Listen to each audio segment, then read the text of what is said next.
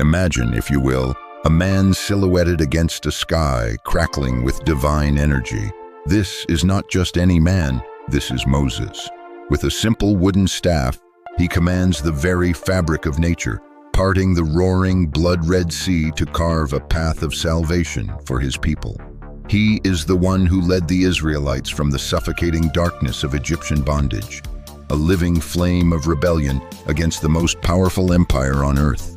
He is the singular prophet who ascended the smoke-wreathed peak of Mount Sinai and spoke face to face with the Creator of all things, as a man speaks to his friend.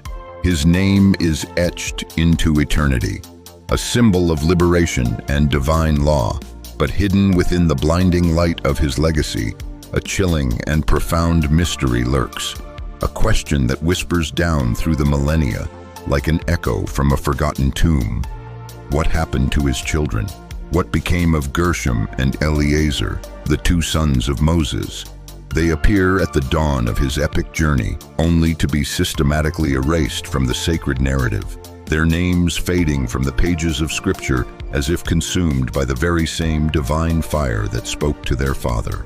Why would the bloodline of God's most favored prophet vanish into the shadows of history? Did Moses, the great lawgiver, commit some secret, unforgivable transgression that caused the Holy Covenant to recoil in fury?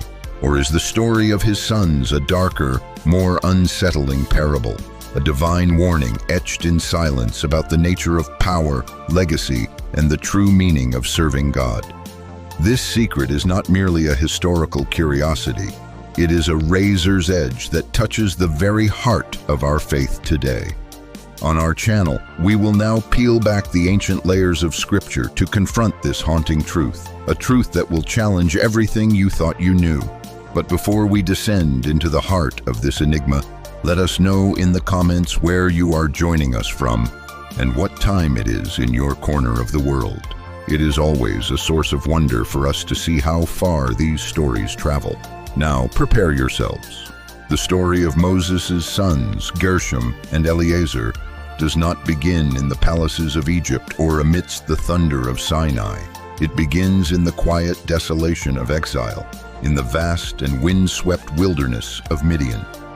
This was a period of profound trial and transformation for Moses. After a lifetime of privilege in the court of Pharaoh, raised as the son of the princess, his world shattered in a single moment of righteous fury. When he killed an Egyptian taskmaster for brutalizing a Hebrew slave, he became a fugitive from justice, a prince turned pauper, fleeing for his life into the unknown. It was in Midian that Moses, the former royal, became a humble shepherd. There he found refuge with the family of Jethro, a priest of Midian, and eventually married his daughter, Zipporah. This foreign land was not just a hiding place, it was a crucible. It stripped Moses of his Egyptian identity and forced him to confront his true self, alone, under an immense, star-filled sky. It was in this crucible of identity that his two sons were born, and their names are a testament to the deep emotional currents of their father's exiled heart. The firstborn, Gershom, is introduced in the book of Exodus, chapter 2, verse 22. The scripture tells us, Zipporah gave birth to a son, and he named him Gershom, for he said, I have been a sojourner in a foreign land. The name Gershom, derived from the Hebrew Gershom, is a poem of profound loneliness. It means a stranger there. It is a name heavy with the weight of displacement. Every time Moses called his son's name, he was reminded of his status, an outcast, a man without a country, a Hebrew who grew up Egyptian, now living as a stranger among Midianites. The name encapsulates the painful irony of his life, from the opulent halls of power to the dusty, anonymous life of a shepherd. It is a constant, living reminder of his journey, his loss, and the spiritual solitude that defined this chapter of his life. The second son, Eliezer, is mentioned later in Exodus chapter 18, verse 4. His name carries a completely different emotional weight. Moses says, the name of the other was Eliezer, for he said, the God of my father was my help and delivered me from the sword of Pharaoh. The name Eliezer means, "My God is my help." This name is not one of sorrow, but of profound gratitude and testimony.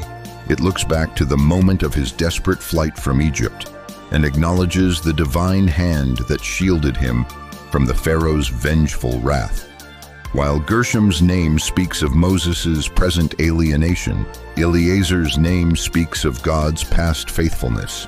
Together, the names of his sons paint a complete portrait of Moses' inner world.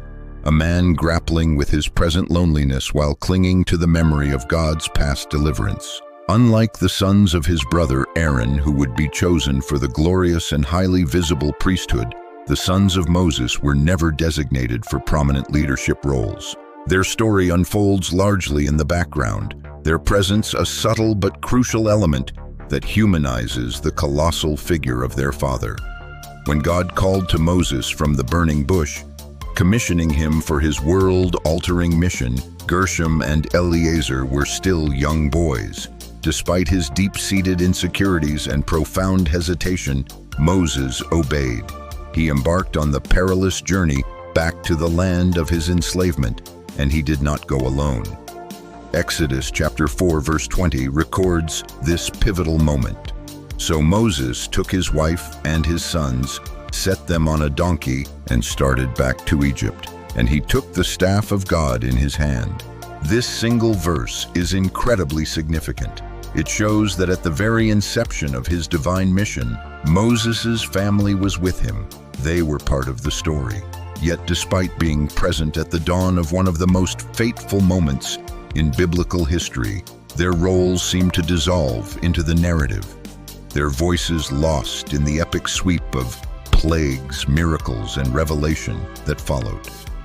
Their presence highlights the immense personal struggle of Moses, a husband and a father forced to balance a divine mandate of cosmic importance with the intimate responsibilities of family life.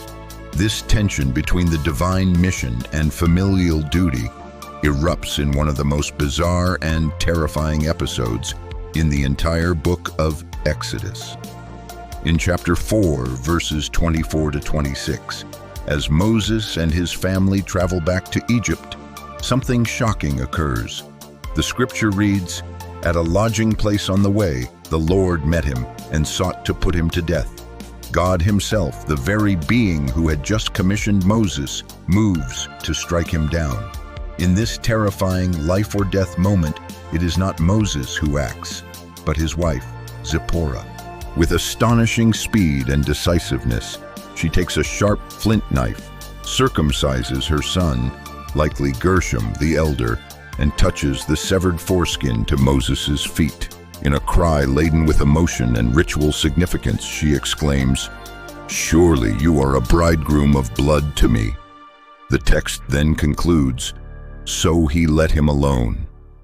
This dramatic event underscores the absolute non-negotiable importance of the covenant of circumcision, the sacred sign God had established with the patriarch Abraham generations earlier. It was the physical mark that set the Israelites apart as God's chosen people. Moses, the man chosen to lead this people, had been negligent in this foundational duty for his own son. His oversight, his one act of disobedience, nearly cost him his life and his entire mission. Zipporah's swift, painful, and faithful action not only saved her husband's life, but also ritually restored their family to right standing with God's command. This incident serves as a stark reminder of a critical biblical principle. No one, not even God's chosen prophet, is above his laws.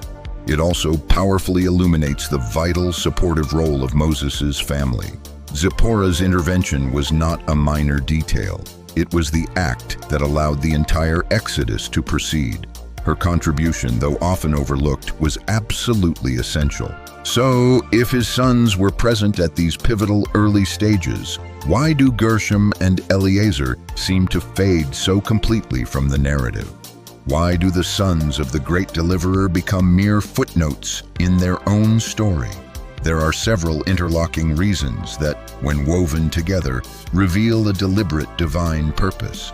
The first and most significant reason is the divine focus on the lineage of Aaron. God explicitly designated Moses' brother Aaron and his descendants to serve as the priests of Israel. This was an immensely important and high-profile role, carrying with it tremendous responsibility and honor. As we see in Exodus chapter 28, Aaron's sons, Nadab, Abihu, Eleazar, and Ithamar, were directly consecrated and involved in the sacred rituals of the tabernacle and the complex system of sacrifices that stood at the very center of Israelite worship. By concentrating the spiritual authority of the priesthood within a single family line, Aaron's, God established a clear order and prevented confusion or rivalry over spiritual leadership. This divine choice intentionally placed the sons of Moses outside of this sacred circle. It was not a demotion or a punishment. It was a matter of divine appointment. God's plan required a separation of roles, and the spotlight of the priesthood was destined for another branch of the family tree. Secondly, the role of Moses himself was utterly unique and intentionally non-hereditary.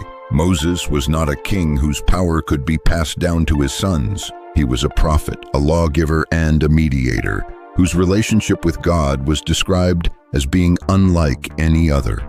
The book of Deuteronomy, in its final eulogy to this great leader, makes this point with crystal clarity. Chapter 34 states, "And there has not arisen a prophet since in Israel like Moses, whom the Lord knew face to face, none like him for all the signs and the wonders that the Lord sent him to do in the land of Egypt, to Pharaoh and to all his servants and to all his land, and for all the mighty power and all the great deeds of terror that Moses did in the sight of all Israel." This passage emphasizes that Moses' authority was personal, not dynastic. His mission was not a transferable title. God's plan was not to create a dynasty of prophets descending from Moses. To do so would have risked turning the nation of Israel into a monarchy centered on one family, shifting the focus from God's leadership to human lineage. The fading of his sons from the main narrative reinforces this crucial theological point. The power and authority belonged to God and were loaned to Moses for a specific time and purpose. His sons were not positioned to inherit that singular face-to-face relationship with the Almighty. A third, more practical explanation for their absence is the strong possibility that Gershom and Eliezer, along with their mother Zipporah, returned to the relative safety of Midian for a period. The confrontation with Pharaoh was destined to be a brutal and dangerous spiritual war. It was no place for young children. The book of Exodus, chapter 18, recounts that after the Israelites had miraculously escaped Egypt and arrived at Mount Sinai, Jethro, Moses' father-in-law, came to visit him. And crucially, the text says he brought Moses' wife Zipporah, after he had sent her home, and her 2 sons. This suggests a temporary but prolonged separation. Moses sent his family away, likely to protect them from the plagues and the wrath of Pharaoh. This separation would naturally explain why they are not mentioned during the dramatic events in Egypt or the immediate aftermath in the desert. Their reunion with Moses at the foot of Sinai marks their re-entry into the Israelite camp. But by then, the leadership structures were already beginning to form around Moses and Aaron. But to say they simply faded away is not the full story. Their legacy did not vanish, it was simply transformed. While they did not inherit their father's mantle of leadership, the scriptures provide a brief but important genealogy that shows their descendants continued to serve God faithfully within the nation of Israel. The book of 1 Chronicles chapter 23 confirms their place. The sons of Moses, the man of God, were registered in the tribe of Levi. Gershom and Eliezer were Levites. This was the tribe God had set apart for the sacred duty of caring for and serving in the tabernacle, and later, the temple. Herein lies the crucial distinction. While Aaron's descendants were the priests, the ones performing the sacrifices and entering the holy places, The rest of the Levites served in vital supportive roles. They were the guardians of the sacred precincts, the musicians who led the people in worship, the administrators who managed the temple treasury, and the teachers who instructed the people in the law. As Numbers chapter 3 outlines, the Levites were given to Aaron as a gift to assist him and the entire community in the work of the tabernacle. So, while the descendants of Gershom and Eliezer served in the background, their role was indispensable to the spiritual life of Israel. The lineage of Gershom is specifically noted in 1 Chronicles 23 verse 16, where his descendant Shebuel is named as a chief. Later, in chapter 24, he is listed as a leader among the Levites. The name Shebuel can be translated as captive of God or returned to God, a name that echoes the spiritual journey of his entire lineage. His presence as a leader, while not at the level of the high priesthood, shows that the line of Gershom did not disappear, but continued to hold positions of responsibility and faithful service within the Levitical structure. The lineage of Eliezer is noted for something else entirely. 1 Chronicles 23 verse 17 makes a special point. The sons of Eliezer were Rehabiah the chief, and Eliezer had no other sons, but the sons of Rehabiah were very many. The text goes out of its way to emphasize the sheer number of Eliezer's descendants through his son Rehabiah. This detail is not accidental. In a world where a large family was a sign of divine blessing and prosperity, this note confirms that Eliezer's line flourished. It was a tangible sign of God's favor, a quiet fulfillment of the promise made to Abraham to make his descendants as numerous as the stars in the sky. Though they did not hold the most prominent titles, the children of Eliezer were a thriving, significant presence within the tribe of Levi, a testament to a different kind of blessing, not of status, but of life and continuity. The stark contrast between the descendants of Aaron and the descendants of Moses is a deliberate and powerful theological statement. Aaron's line was given the glory, the prestige, and the awesome spiritual authority of the priesthood. Moses' line, in contrast, was folded into the broader, humbler service of the Levites. This divine design prevented the concentration of both political and spiritual power in a single family, a wise provision that preserved Israel's unique identity as a nation ruled by God, not by a human dynasty. It was a quiet lesson in divine checks and balances. So, while Gershom and Eliezer may not be household names, their silent story and the legacy of their descendants offer profound and deeply relevant lessons for us today. Their lives are a powerful reminder that God's purpose and timing often operate in ways that transcend our human expectations of fame, power, and recognition. The first great lesson is the beauty of a hidden life. The story of Gershom and Eliezer teaches us that not everyone is called to stand in the spotlight, and that is perfectly in line with God's perfect design. While they did not achieve the legendary status of their father, their existence was an essential thread in the tapestry of God's unfolding plan. Their story insists that God's purpose for each individual is unique, and our lives have profound meaning even when we serve in obscurity. The writer of Ecclesiastes captured this truth perfectly. For everything there is a season and a time for every matter under heaven. This reminds us that God's timing is sovereign. The lives of Gershom and Eliezer had meaning in the time and the role that God assigned to them, even if their contributions weren't celebrated in the epic poetry of their nation. As the Apostle Paul reassures us in Romans 8-28, and we know that for those who love God, all things work together for good, for those who are called according to his purpose. Just as God wove Gershom and Eliezer into the fabric of Israel's history in supporting roles, he continues to weave our lives into his grand design, often in ways we cannot fully comprehend. The second lesson is about the enduring power of a faithful legacy. Though Gershom and Eliezer were not famous, their descendants continued to serve God faithfully within the tribe of Levi.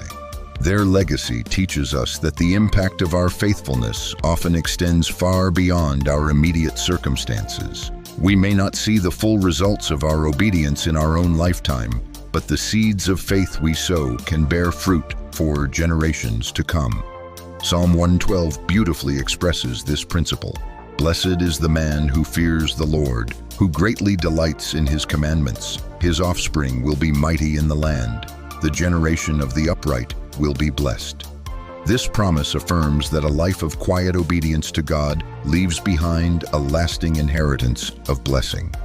The descendants of Moses, serving humbly as Levites, contributed to the spiritual integrity of Israel for centuries. Their story is a powerful encouragement that our faithfulness matters and can influence people we will never meet, even when we receive no earthly acclaim for it. As the book of Hebrews says, "For God is not unjust, so as to overlook your work and the love that you have shown for his name in serving the saints, as you still do." God sees and values every act of service, whether the world applauds or not. Finally, the story of Moses' sons is a profound testament to the supremacy of God's calling over human ambition. In a world that relentlessly celebrates status, fame, and power, their lives are a radical counter-narrative. They remind us that true fulfillment and significance are found not in achieving a high position, but in humbly aligning ourselves with the will of God. The Apostle Paul's words in Philippians chapter 2 serve as a perfect commentary. Do nothing from selfish ambition or conceit, but in humility count others more significant than yourselves. Let each of you look not only to his own interests, but also to the interests of others. The lives of Gershom and Eliezer exemplify this principle. Their story is not marked by a quest for glory, but by a quiet fulfillment of their assigned roles. This humility is a timeless model for us, calling us to focus on serving God and our communities, rather than seeking recognition for ourselves. This is reinforced by God's own perspective, revealed to the prophet Samuel. The Lord sees not as man sees. Man looks on the outward appearance, but the Lord looks on the heart. God values our inner devotion and our faithful obedience far more than any external achievement or position. Today, many of us struggle with feelings of being overlooked, of being insignificant, especially when our lives don't fit the world's definition of success. The story of Gershom and Eliezer is a balm for that struggle. It encourages us to find purpose and dignity in whatever role God has given us, knowing that every small act of faithful service has meaning in his eyes. Just as the sons of Moses served without widespread acclaim, we too may be called to live lives of quiet faithfulness, in roles that are not immediately seen or celebrated. The silence surrounding the sons of Moses does not signify failure or disgrace. Instead, it speaks volumes. It is a silence that makes room for a more profound truth, that God's kingdom is built not only by the giants who part the seas, but also by the quiet, faithful servants who tend to the temple, who raise their children in faith, and who live out their days in humble obedience. The greatest legacy is not always a name remembered by history, but a lineage of faithfulness known by God. Gershom and Eliezer were not their father, they were not meant to be. And in that simple truth, we find a deep and liberating peace. Their story is the quiet echo of their father's greatness, an echo that teaches us that true honor is not found in the spotlight, but in the steadfast, humble, and often hidden service to the God of them all. If this exploration of one of Scripture's most subtle and profound stories has offered you a new perspective on faith, legacy, and purpose, and if you want to continue to journey with us into the hidden depths of these ancient texts, consider becoming a part of our community. These are the stories that shape us, and there are so many more to uncover together. Hit that subscribe button and ring the notification bell so you never miss another journey into the heart of the story. Thank you for listening.